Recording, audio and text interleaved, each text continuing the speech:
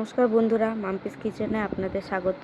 আমরা কদিন আগেই দার্জিলিং গেছিলাম, কিন্তু ওখানকার খুব জনপ্রিয় খাবার ওয়াই ওয়াই, ওটা আমাদের ওখানে ট্রাই করা হয়নি। তাই আজ বরকে বললাম একটা ওয়াই ওয়াই নিয়ে আসতে, তো বাড়িতেই বানিয়ে নেব।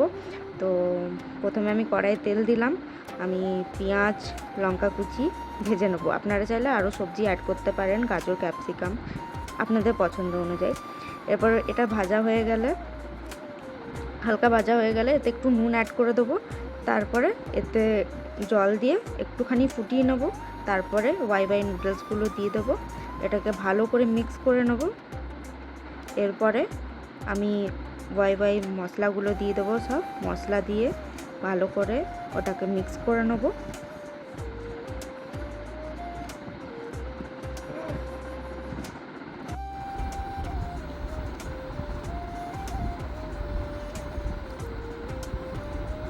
তো হয়ে এসছে প্রায়, বেশ ভালো গন্ধ বেরিয়েছে।